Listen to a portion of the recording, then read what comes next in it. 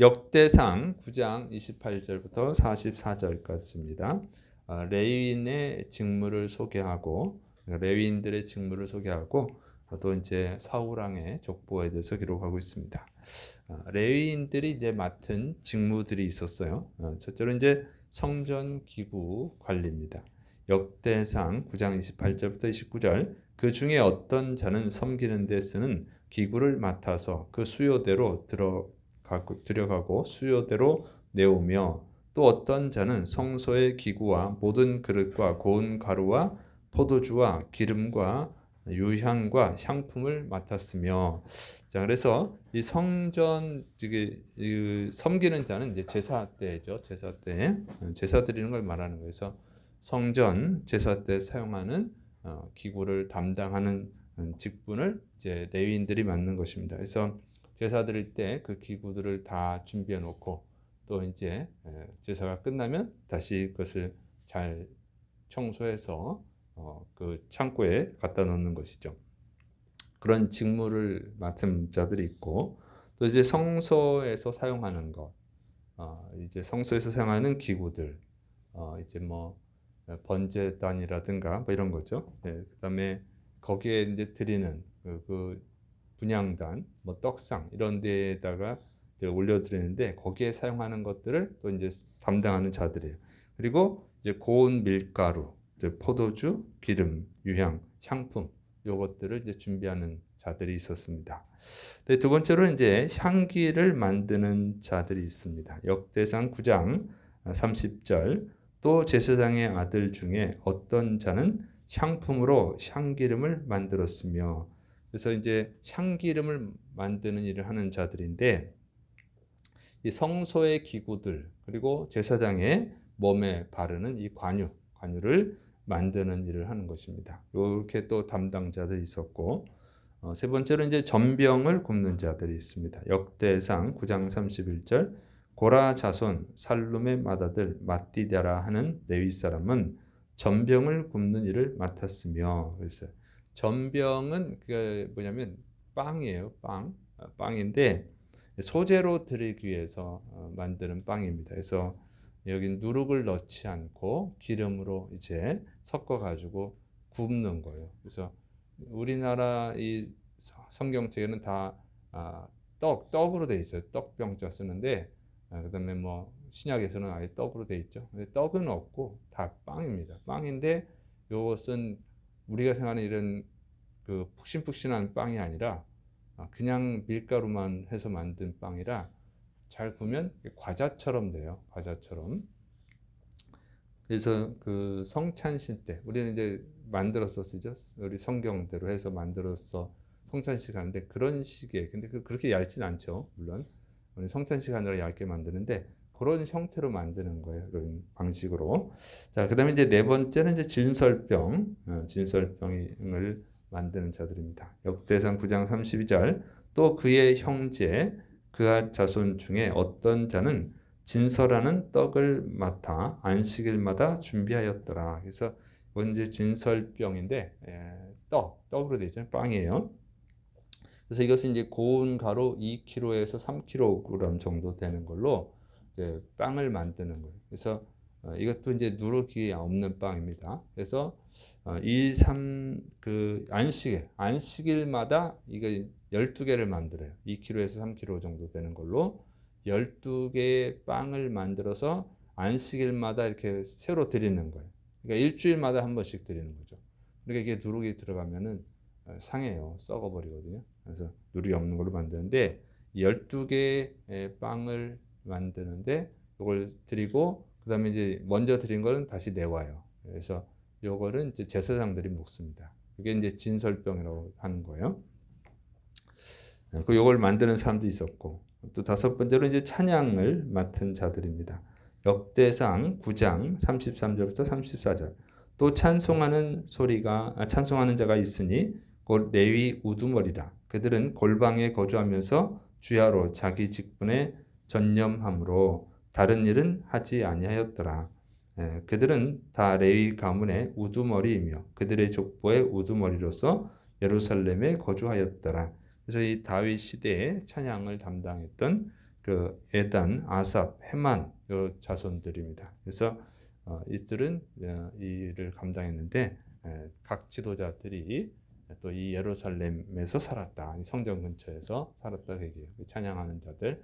그리고 이제 조금 전에 진설병하다 빼먹은 거 있는데 12개의 빵을 만드는 것은 그러니까 12지파를 상징하는 거예요. 12지파. 그래서 이런 것을 만드는 사람들. 아주 고운 가루로 만드는 것입니다. 아주 그러니까 그냥 가장 비싼 거다 이렇게 생각하면 돼요. 비싼 거를 만들 하나님께 드리는 거니까.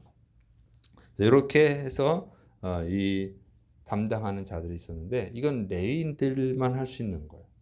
레위인이 아니면 할 수가 없어요. 그래서 하나님은 질서의 하나님입니다. 아무리 저기 믿음이 좋고 또 하나님을 사랑하고 그랬다 해도 이 일은 레위인들만 하는 거예요. 레위인이 아닌 사람들이 하면 안 되는 것이죠. 그러니까 하나님이 정해놓으신 질서라고 하는 거예요. 그래서 주님의 일은 뭐 그냥 하고 싶다고 막 하면 되는 것이 아니고 하나님이 시키시는 일을 해야 되는 거예요.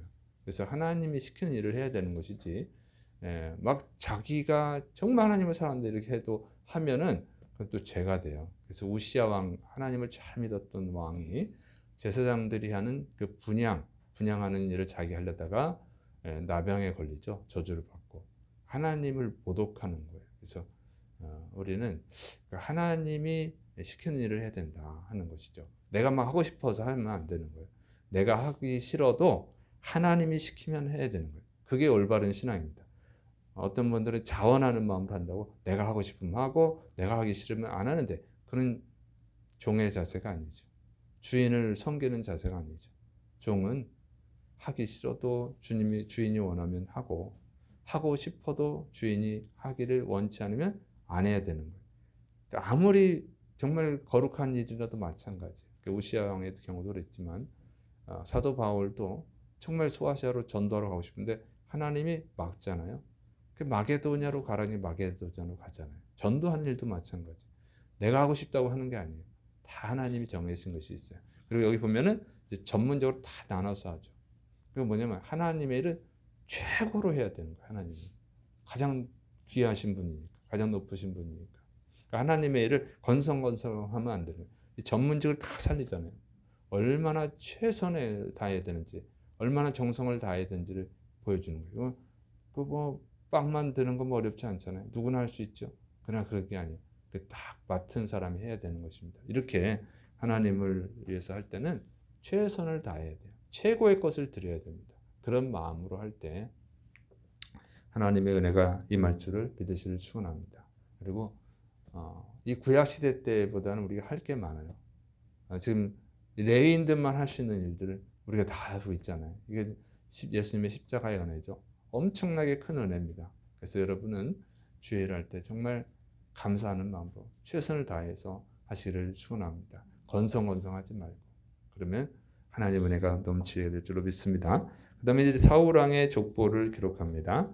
역대상 9장 35절부터 44절 기브온의 조상 여이엘은 기브온에 거주하였으니 그의 아내의 이름은 마아가라. 그의 맏아들은 압돈이요 다음은 술과 기스와 바알과 넬과 나답과 그돌과 아이오와 스가랴와 미글롯이며 미글롯은 시므암을 낳았으니 그들은 그들의 친족들과 더불어 마주하고 예루살렘에 거주하였더라.